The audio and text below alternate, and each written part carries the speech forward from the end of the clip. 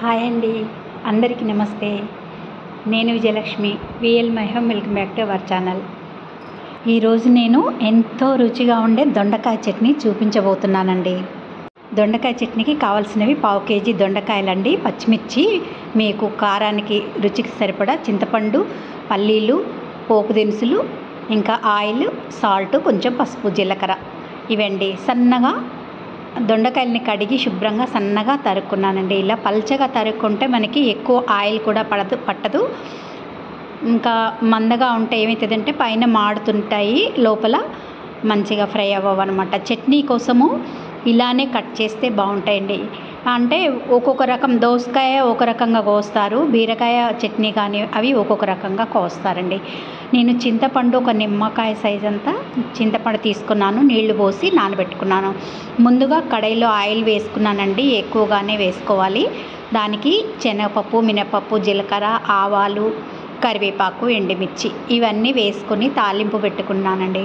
అంటే ఫస్టే కడాయిలో తాలింపు వేసుకొని తీసి ఒక బౌల్లోకి తీసి ఉంచుకుంటానండి. అదే కడాయిలో మళ్ళీ ఎక్కువ గిన్నెలు అవసరం లేకుండా కొద్దిగా ఇంగువ కూడా వేసుకున్నాను. పుల్లగా ఉంటుంది కదా చట్నీ, అది ఇంగు వేస్తే బాగుంటుంది. ఇది తాలింపు ఇప్పుడు బౌల్లోకి తీసుకొని కొద్దిగా పల్లీలు ఒక 2-3 స్పూన్లు అయితే సరిపోతాయండి. ఆ పల్లీలతో పాటు పచ్చిమిర్చి కూడా కొంచెం ఘాట్లు పెట్టుకుంటే పచ్చిమిరపకాయలు చిట్లిపోకుండా ఉంటాయి. ఇవన్నీ మంచిగా వేయించుకుంటే పల్లీలు కూడా వేగాలి, పచ్చిమిర్చి కూడా వేగాలండి. రెండు ఒకేసారి కూడా వేయించుకోవచ్చు, మీ ఇష్టం. మీరు సపరేట్ కూడా వేయించుకోవచ్చు. మీరు కొందరు ఎండుమిర్చి కూడా వేసుకుంటారు, కానీ పచ్చిమిర్చి వేస్తేనే బాగుంటుందండి. ఎందుకంటే నీళ్లు పోయాం కదా చట్నీలో. దొండకాయ చట్నీ ఫ్రిడ్జ్లో పెడితే 3 రోజులైనా ఉంటుందండి, పల్లీలు వేస్తున్నాం కనుక.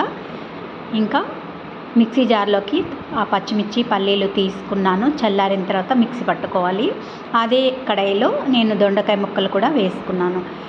ఫస్టే ఆయిల్ ఎక్కువ వేసుకోవద్దండి, మళ్ళీ కొంచెం వేగాక మనం ఆయిల్ వేసుకోవాలి.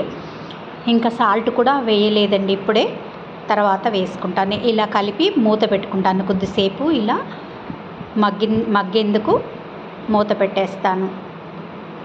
అప్పుడు నెమ్మదిగా ఉడికిపోతాయి లోపల. ఆ తర్వాత ఓపెన్గా ఉంచి ఫ్రై చేస్తూ ఉండాలి. ఫస్ట్ అలా చేస్తాను. ఈ పల్లీలును పచ్చిమిర్చిలో కొద్దిగా పసుపు, ఉప్పు వేసుకున్నాను.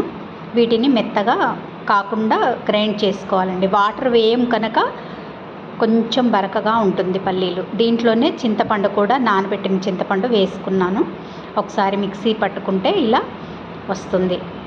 ఇంకా ఇది అలా పెట్టేసి ముందు దొండకాయలు వేయించుకోవాలండి. మళ్ళీ వీటిల్లో మనం ఇప్పుడు కొంచెం ఆయిల్ కూడా వేసుకుంటే మంచిగా వేగుతాయి. ఇప్పుడు సగం వేగాయి కదా, నేను ఫస్టే ఎక్కువ వేయనండి, ఆయిల్ ఎక్కువే పడుతుంది దొండకాయలకి చట్నీకి, అందుకని చూసి వేస్తాను. ఇప్పుడు మధ్యలో వేసుకుంటాను అన్నమాట. కొంచెం ఆయిల్ వేస్తాను, ఇంకా కొంచెం సాల్ట్ కూడా వేసుకుంటాను. ఇప్పుడు తొందరగా వేగుతాయి. ఇప్పుడు ఇంక ఇలా ఓపెన్గానే వేయించాలి. మధ్యలో హై పెడుతూ మంట అనేది స్టవ్ హై, లో ఫ్లేమ్ అట్లా మార్చుకుంటూ ఉండాలి. మిక్సీ జార్లో ఇలా మనం వేయించుకున్న దొండకాయలని వేసుకొని ఇలా తిప్పుకోవాలి.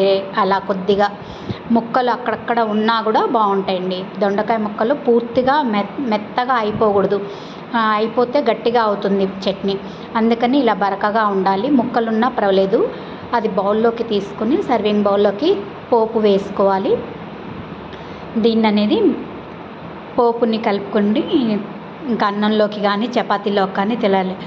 ఉప్పు, కారం అనేది మీరు టేస్ట్కి తగ్గట్టుగా వేసుకోవచ్చు. చపాతీలోకి అయితే కొద్దిగా తక్కువ వేసుకోవచ్చు, అన్నంలోకి అయితే సరిపడా వేసుకోవచ్చు. ఇలా అండి దొండకాయ చట్నీ చాలా బాగుంటుందండి టేస్ట్. ఇంకా నోటికి ఏం తినబుద్ధి కానోళ్ళు కానీ, పిల్లలు దొండకాయలు తిననని మారం చేసినా కూడా తినిపించవచ్చు. బై అండి. Thank you for watching.